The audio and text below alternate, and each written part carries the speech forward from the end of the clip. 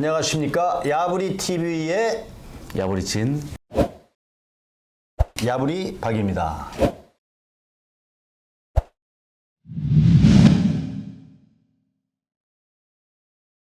네, 안녕하십니까. 오늘은 대한민국의 우리 실버타운에 관한 모든 것, 초고령화 시대의 노인의 삶 어떤 모습일까라는 주제를 가지고 한번 얘기를 나눠보도록 하죠. 그렇죠. 지금 우리가 인구가 한 5천만 명 되잖아요. 예, 예. 그중에 노인 인구가 몇 프로나 될까요? 지금 초고령화 사회라 하면 전체 인구의 21%가 넘어가면 초고령화 사회라 합니다. 그렇죠.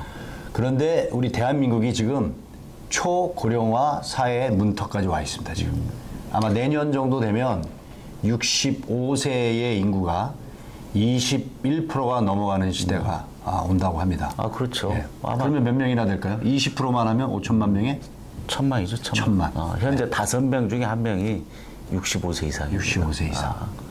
엄청난 속도로 지금 가고 있는데 조만간 아마 저 2천만 명 이제 도달할 거라는 거죠. 속도가 점점 빨라진다고 그렇죠. 그러는 네, 거죠. 그렇죠. 왜냐하면 베이비붐 세대들이 그 중간에 많이 몰려 있기 때문에 한 해에 한 100만 명씩 태어났다고 하니까 베이비붐. 그래서 이제 가장 우리 앞으로 우리 어떤 미래의 고민, 예, 예. 뭐 지금 당장 현재의 고민이기도 하죠.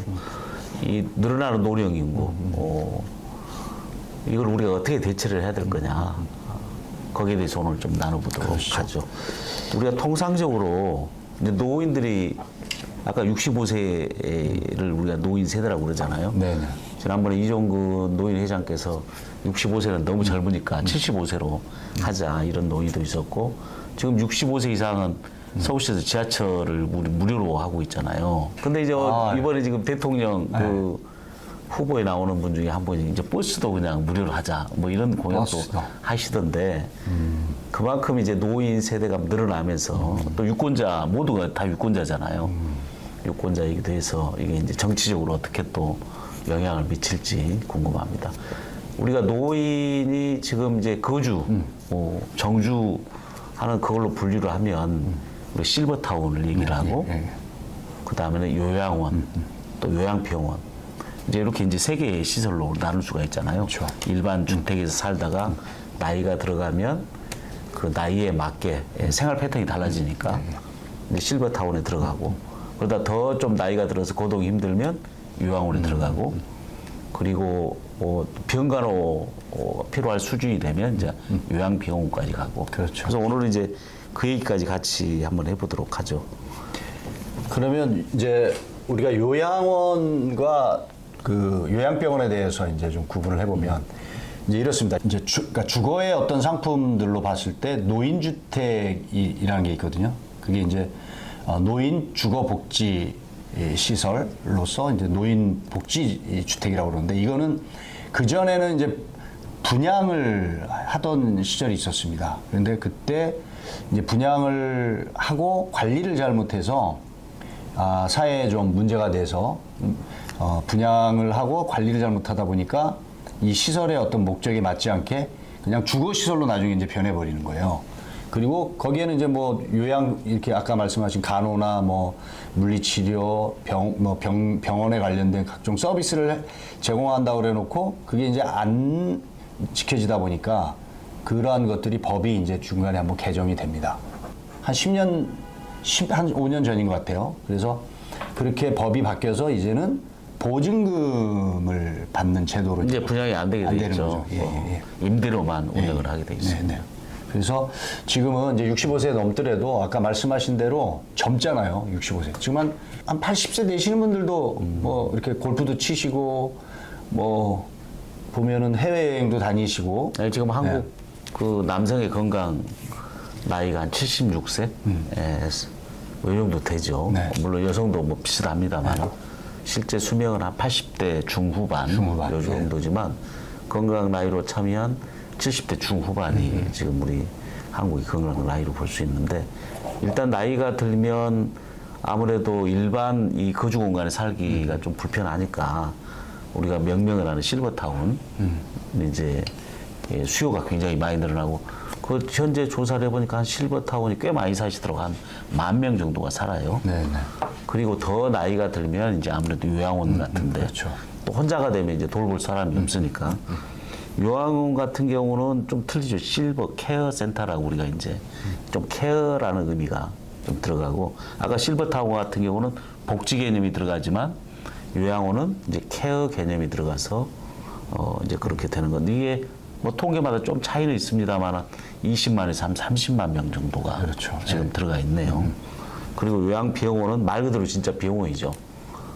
의사, 간호사의 어떤 구체적인 의료 행위가 필요한 그 숫자도 지금 통계를 보니까 한 20에서 30만. 그래서 요양원하고 요양병원에 들어가 있는 숫자가 대략적으로 한 50만 네. 정도 돼요.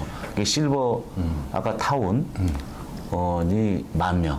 10,000명.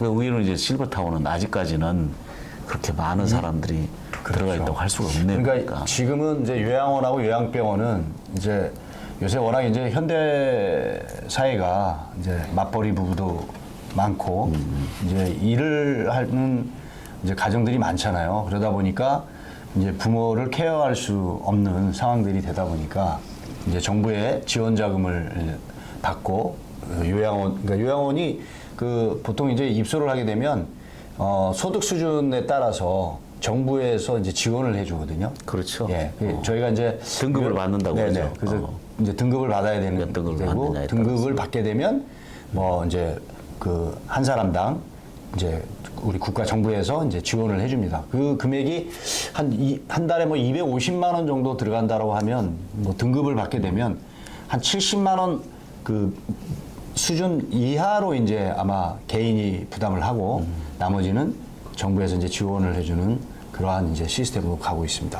그리고 이제 요양원에 아예 그냥 들어가서 이제 거주하시는 경우도 있지만 요즘 또 출퇴근들을 많이 하시더라고요. 요양원에 들어가 있으면 아무래도 답답하니까 그렇죠. 어떤 몸에 어떤 신체의 제약이 가해지는 거잖아요. 공간적인 제약이.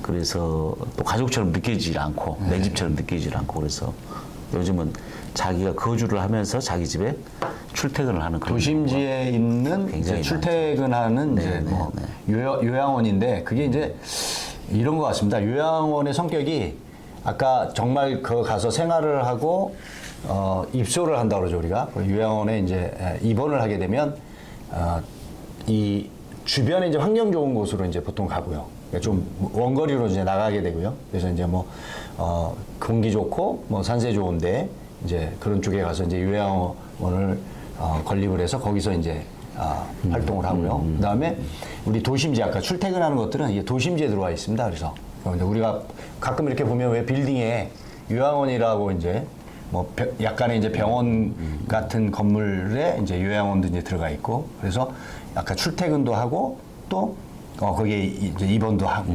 요렇게 지금 이제 전원생활에서 지금 도심지로 좀 들어오고 있습니다. 그래서 우리가 생명보험사들 중에 이제 KB생명, KB라이프 같은 경우에는 벌써 서초나 이런 저 위례 쪽에 한 200실 내외의 약간 고급 실버타운, 예, 고급 실버 상품으로 한 350에서 500만 원 한 사람당. 그래서 의료 케어도 받고 각종 서비스도 받을 수 있는 그런 상품들을 지금 이제 막 만들어가고 있습니다. 그래서 오늘 우리가 중점적으로 얘기할 건 요양원이나 이제 요양병원보다도 실버타운에 좀 중점적으로 네네.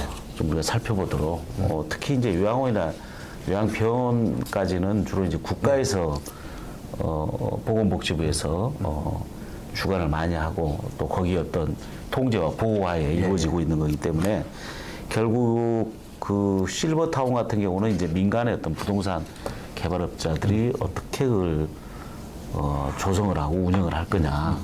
이게 상당한 좀 이슈거리가 되잖아요. 그리고 현재 의외로 우리가 노인 인구가 1,000만 명까지 돼 있는데도 불구하고 실제 거기서 지금 실버타운에서 거주하고 있는 분은 0.1%, 10,000명밖에 안 되기 때문에 여기에 대한 앞으로 미래에 우리가 부동산 정책에 있어서 또 어떻게 이걸 이끌어 나가야 되느냐 이게 굉장히 중요한 이슈가 되는 것 같네요. 실버타운에 대해서 저희 한림원